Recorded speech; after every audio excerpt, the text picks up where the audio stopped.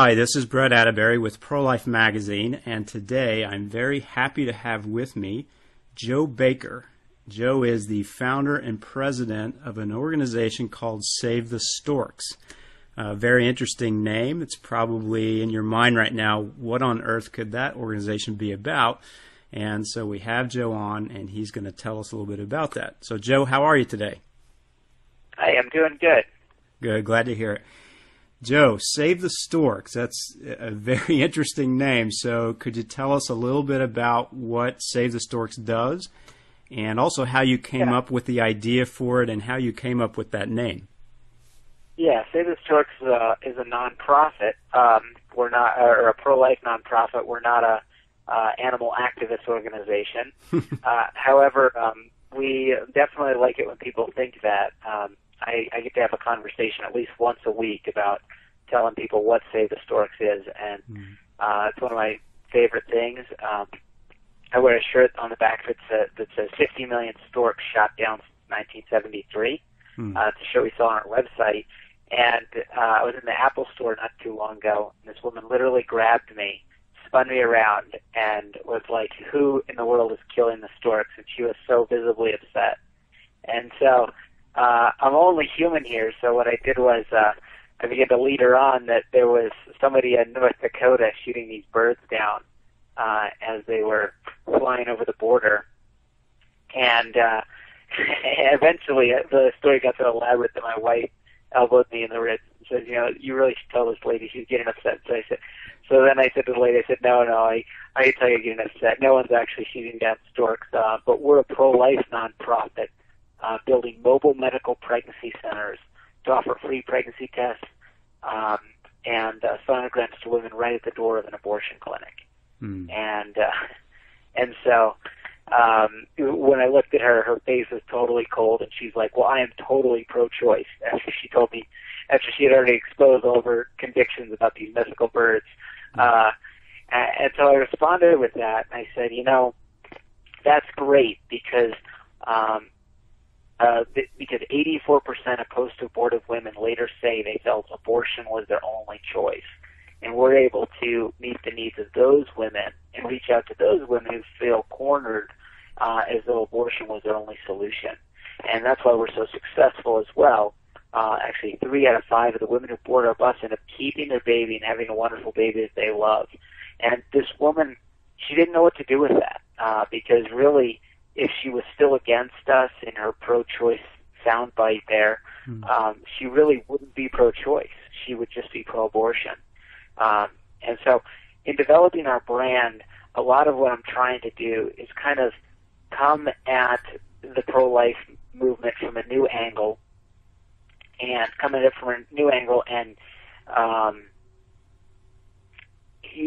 and try to throw off the other people and get them get them thinking a little differently about the issue of abortion. Try to rebrand it so they're not just ready with all their sound bites. You know what I mean? Yeah, and is that, in terms of the name, the Save the Storks, was that thinking that you just had, was that kind of behind how you came up with that name? Yeah, I mean, we're really trying to rebrand pro-life. Our first project ever was actually Cupcakes for Life, and it was a initiative to try to get people to accept pro-life, even if they're totally pro-choice. And so that was our solution, was Cupcakes for Life, which is a way to hand someone a pro-life cupcake and then talk to them about the issue. It was a thing that went all over the country. We had a National Pro-Life Cupcake Day. It's actually coming up here on October 9th. But it's so we're always trying to rebrand, rethink pro-life. Now, what is the process? So you have these Save the Stork buses. To me, they look like large vans. And how do you go about positioning those buses where someone, perhaps a woman who is pregnant, can take advantage of the service that you offer? Say that question one more time. So how does the process work for, if you're interested in getting women to find your buses, do you partner with local pregnancy centers? How do they find you? Yeah, so pregnancy centers contact us. They fill out an application on our website, and then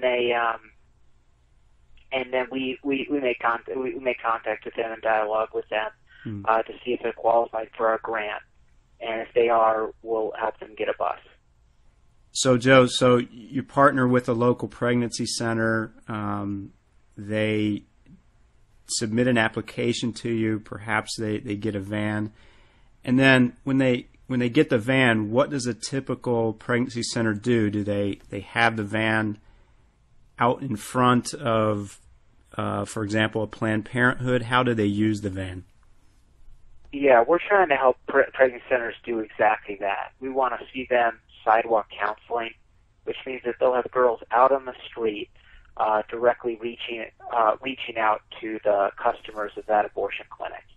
And so that is the mission of Save the Storks, to create vehicles like that. That's why we kind of have gone as small as possible. The vehicle fits right into one parking space, and that's such a wonderful aspect of it, is because, you know, it can't be zoned out like an RV can. It has no noisy generator.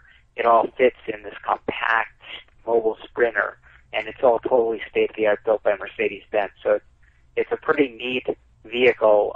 It's built to do exactly what it does. And then what happens is the pregnancy center will have a sidewalk counsel meet a girl, usually at a bus stop or coming in on a cab, and just be approachable and just gently talk to her professionally and offer her the resources of a free pregnancy test, a sonogram, and then all of the other things a pregnancy center provides, like counseling, classes, food, clothing, discipleship and training, and all sorts of things that the pregnancy center will offer if a woman decides to keep her baby and go through the pregnancy.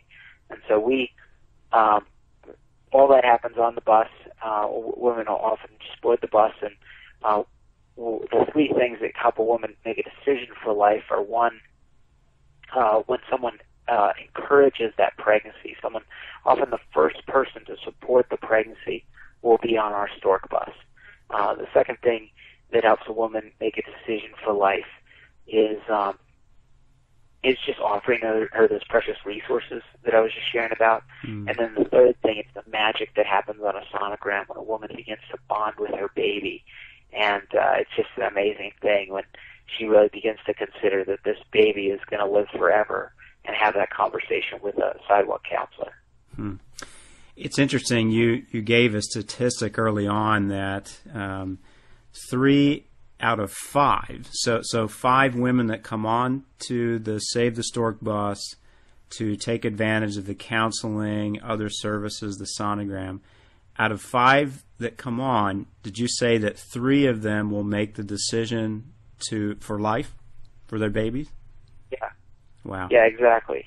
I mean, that is a startling and fantastic statistic. Yeah, it's actually quite a bit lower in pregnancy center terms, as in how many in percent. Actually, at a pregnancy center, it's closer to like 90%.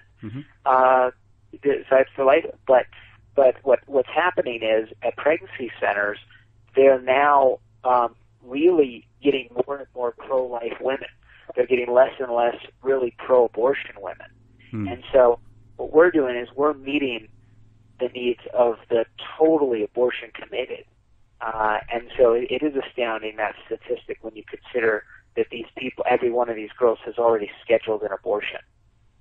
So in that sense, when you consider that, so, 5 women have made up their minds. They're heading to, and let's just use an example, Planned Parenthood.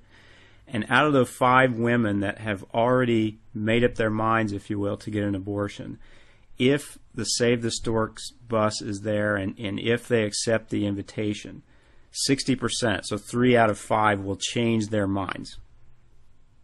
Yes. Yes. That gives me so much hope. It's just a fantastic statistic. So, Joe, how can we get a Save the Stork bus in front of every Planned Parenthood and every other abortion center in the United States? How do we do that? Yeah, we need a couple more $1 million. $5 million would put a bus in front of, they'd put a bus in every NFL city, you know. Yeah. And they're really at a pretty low price tag, I think, when you consider the impact. Yes. That a bus on average could have about 150 saves a year. In New York City, that's closer to like 500 saves. And in Houston, Texas, where they're using a bigger mobile unit that isn't the Save the Storks, they're getting 900. They're coming out with. So there's a lot of potential out there to save a lot of women and to really make a difference. I mean, this is not picketing. This is not protesting. We're not out there as activists.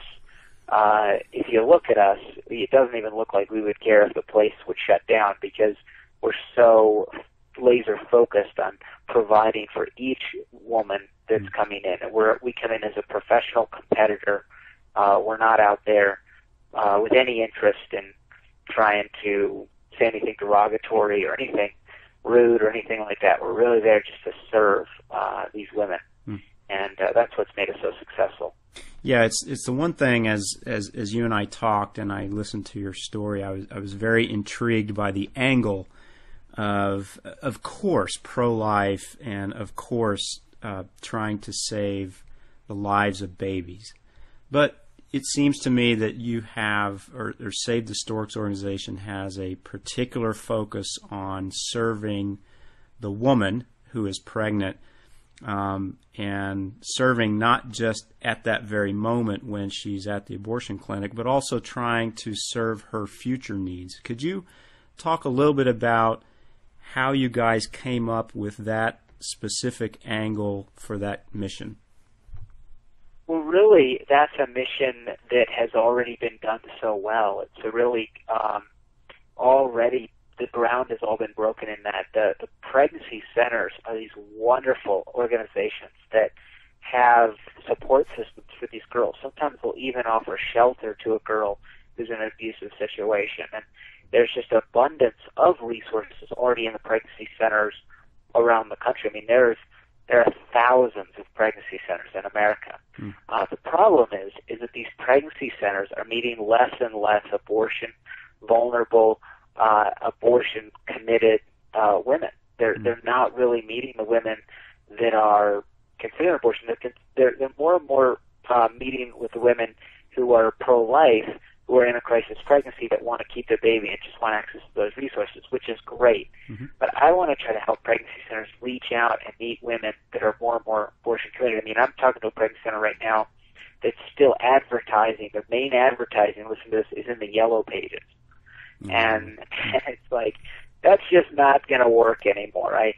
Unless you have a pay, nobody keeps the yellow pages, you know? I mean, what would you do with I haven't opened that forever. And so we're an organization that really wants to help pregnancy centers reach more women and then just provide those resources. And when women see these resources available and then bond with that baby, they're really left with a much more objective choice.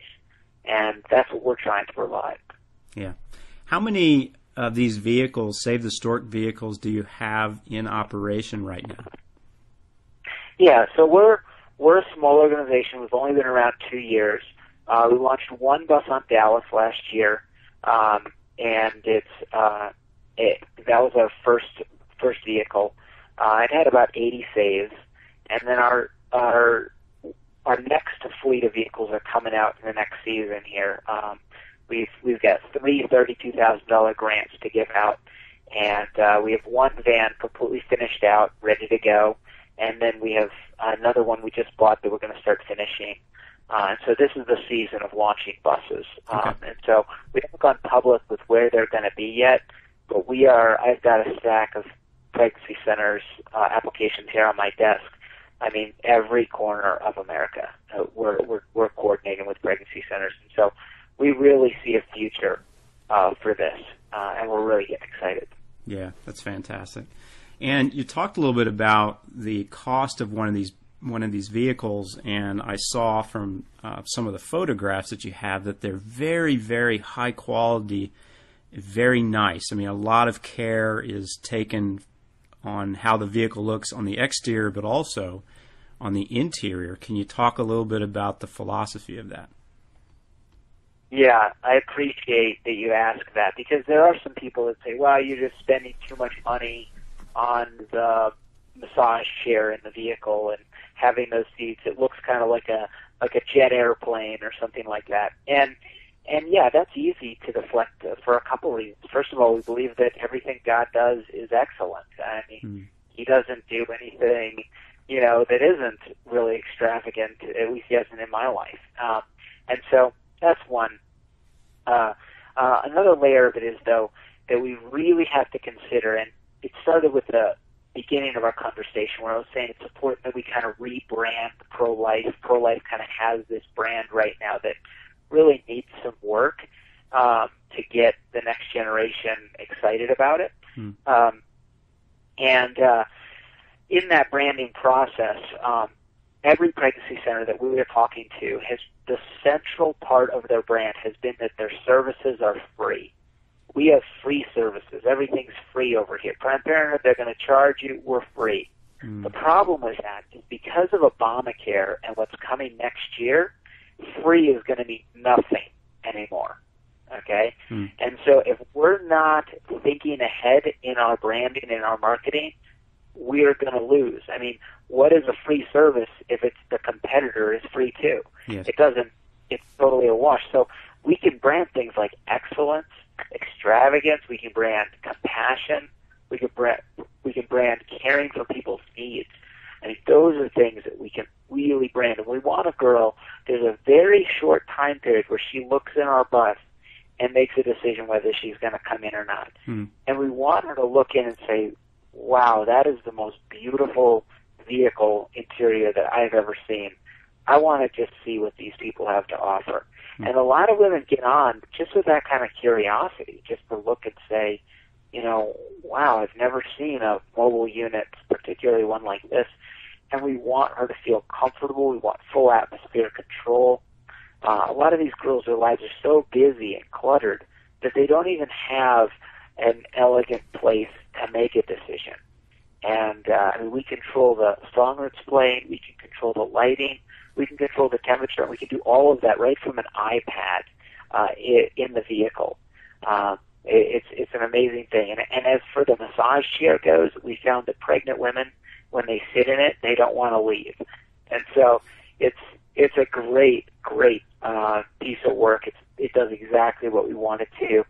And when you consider a $32,000 grant, it's actually very affordable and very cheap. The vehicles cost about $100,000 said and done, and then we pay $32,000 for that. So really, about 20 years ago, the cost of a sonogram machine was more than our entire unit now.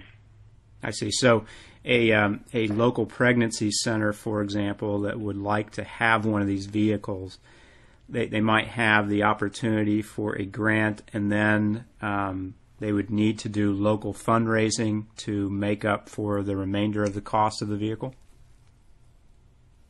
Exactly. They're responsible to raise some of it, and then we raise some of it. That's exactly right. Okay, that's great. Last question for you. You're a new organization. You're really kind of at the ground level, grassroots, having a lot of success, which is wonderful. What are your most important, let's call them long-term goals for 5-10 years out for the Save the Storks organization? Well, we're already working. Our first unit was considering, okay, let's try to go as small as possible. We're already looking forward to another project where we're going to go on university campuses with a different brand, a different kind of bus, and that's going to be kind of exploring what we can do with a bigger unit, and that's going to be an exciting project. It's going to be all built around sexually transmitted infections, STIs, and it's all going to be about offering STI testing on college campuses. So we're working on that. I really just want to help pregnancy centers reach more women. And whatever the cutting edge, innovative way to do that, we need to help them do that. We've got to aid them in reaching this generation with branding and with technology and with marketing. We've got to help them do that. So that's kind of the job that we're taking on as an organization, and trying to provide these resources to them. That's great, Joe. It's great information. It's a great concept. I'm glad you're having so much success. Wish you all the luck in the world. If people want to learn more about your organization, what you're doing, and how they might be able to contribute, where can they find information? SaveTheStorks.com. Just come to the website. Just Google search Save the Storks. You should be able to remember that. Just think about the birds that were getting shot down over North Dakota, and the woman bakes in the Apple store, and you'll remember. Yeah, I have to say, from a branding perspective, it's a great name, easy to remember. All right, Joe. Well, thank you very much for your time today. I appreciate it. And again, as I said, wish you all the luck in the world. Look forward to hearing more about great things from the Save the Storks organization. All right. See you later. Thank you, Brett. Take care.